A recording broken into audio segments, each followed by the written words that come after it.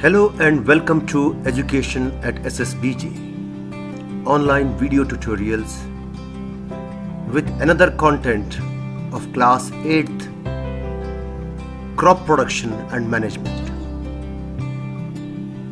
You know that all living organisms require food. Plants can make their food themselves. Can you recall how green plants synthesize their own food? You must have studied this in your previous classes. This process is called photosynthesis. But wait, what is photosynthesis? Photosynthesis is the process by which green plants and certain other organisms transform light energy into chemical energy. During photosynthesis in green plants, light energy is captured and used to convert water, carbon dioxide, and minerals into oxygen and energy-rich organic compounds. But animals, including humans, cannot make their own food, like how the plants do. So, where do animals get their food from? But first of all, why do we have to eat food? Very funny question, isn't it? You already know that energy from food is utilized by organisms for carrying out their various functions such as digestion, respiration, excretion. And from where do we get? We get our food from plants, animals, or both.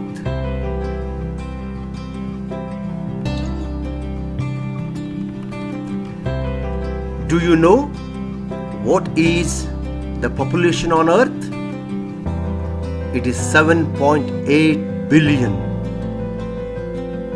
by the time I made this video, and it's increasing at the rate of 100 million a year. Wow! We Indians are the second most populated in the world. How can we provide food for this much of population? Should it not be equally distributed?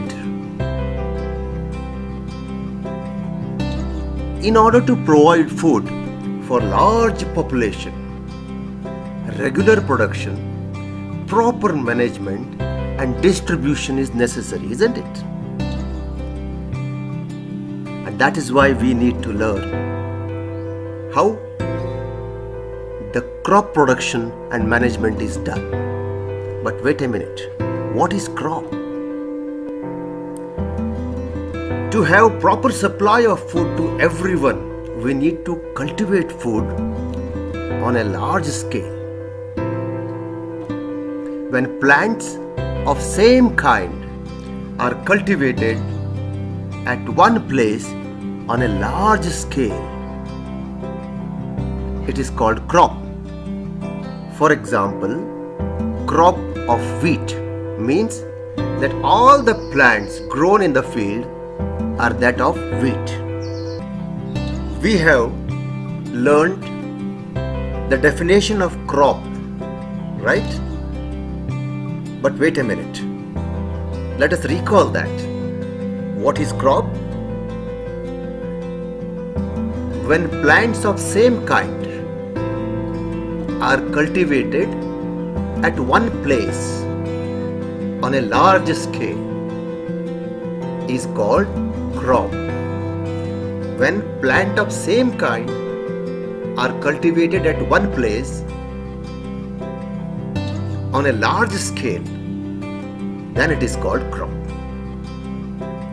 We already know that crops are of different types. And what are those types? cereals, vegetables, fruits, and so on.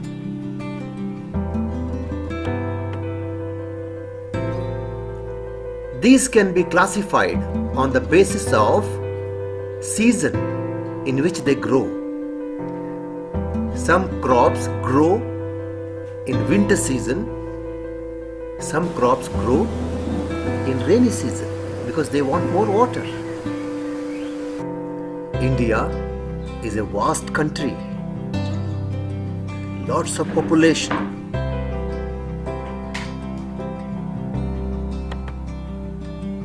The climatic conditions like temperature, humidity, and rainfall vary from one region to another. Sometimes some places more rain and there is no rain at all in some other places. Accordingly, there is a rich variety of crops grown, right? In different places of country. Despite this diversity, there are two broad cropping patterns. And what are those cropping patterns? And they are Kharif crops and Rabi crops. You must have studied this in your geography syllabus. So let us once again recall that here. And what are Kharif crops? Crops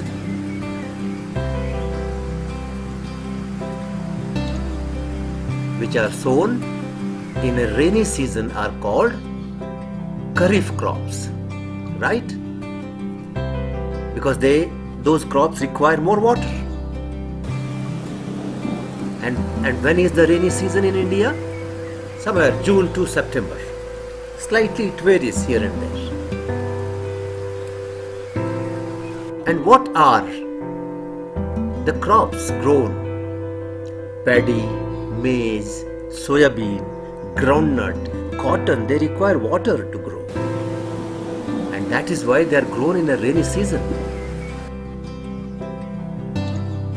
And they are all Kharif crops. Now next one is Rabi crops. So what we have seen is a cropping pattern, two types. Kharif crops and Rabi crops. And what are Rabi crops?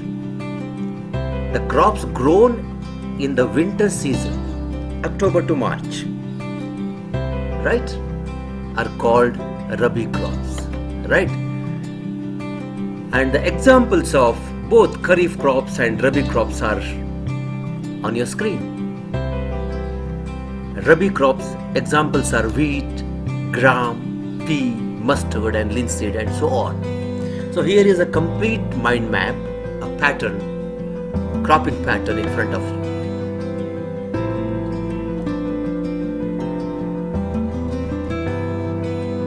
But when we talk on production of crops,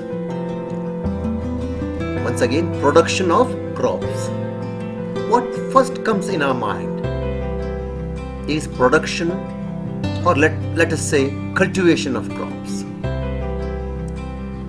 Many of you must have been involved in cultivation of crops at your native place. Maybe sometimes in the school.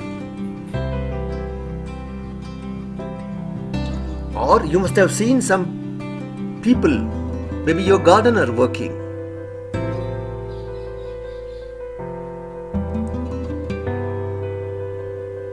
So if you see the pattern of their working, the production of crop or a cultivation of crop requires some stages. You have to follow those patterns, you have to follow those stages. And what are those stages? Let us discuss shortly these stages. We shall have one more video in detailed discussion of all those stages of production of crop, but in this video, in short, we will discuss. So, first what we should do? to cultivate a crop, we have to prepare the soil for this. And what does it mean? We have to turn the soil and loosen it. And why should we do that? It allows the root to penetrate deep into it. The loosening of soil helps in growth of several soil microbes, small bacteria, and then earthworms, etc. And what do? They keep humus, wetness in the soil, and they help plants to support, to get essential nutrients. After preparing the soil, then what we do? We have to sow the seeds. So the next step is sowing the seeds. Right? So what is sowing then? Sowing is the process of planting seeds. So there is some pattern in planting seeds. It depends upon crop to crop. Right? Some seeds are to be deeply put onto the soil and some just on the surface. So once you sow the seed, then the next one is you have to add the manure or the fertilizer. The substance which are added to the soil in the form of nutrients for the healthy growth of plants are called manure and fertilizers. Manures are homemade, you can do it. We shall discuss about this little later. And the fertilizers are factory made, but both provide nutrients and help the crop to grow faster. Because on the same soil, farmer grow crops, crop after crop. So that reduces the nutrients to be present in the soil. After that, next one is we have to pour water, because water is very essential thing to grow. 90% of the plant is made of water itself. It requires water. A seeds to germinate requires water. Now, water is arranged from the well, tube well, ponds, lakes, dams, canals. In different methods are used, sprinklers, drip irrigation, and so on. So irrigation is done. It is germinated. It grows. And then after that, we have some problem in the growth, because unwanted plants grow in between. And these unwanted plants disturb the other plant in their growth and development. So that is to be manually removed. And what are these unwanted plants called? They are called weeds. So the process of removing these weeds is called weeding. Sometimes we have to use chemicals called weedicides. Sometimes manually you have to take it out. So protecting from weeds. After that, let's say with all that hard work, the plants have come up, and then let's say if wheat is a yield in the farm, then we have to harvest it. So the next step is harvesting. And what do you mean by harvesting? Harvesting is a process of gathering a ripe crop. Reaping is the cutting of grain or pulses. Machines are used, manually they are collected. So the entire harvesting process is to gather all these crops which are grown up. After that, the collected crop which are in large quantity are to be treated properly. The moisture is to be removed because it will spoil. It has to be dried up properly. And then last step is we have to store it. And the storage is done in many ways. Metal containers are used. Big godowns are made for it. Right? So these are the steps of cultivation of any crop. So here this unit ends. Now let us see what all we have studied from the beginning in short, right? Which will help you for your examination. So what did we study first? Cropping pattern.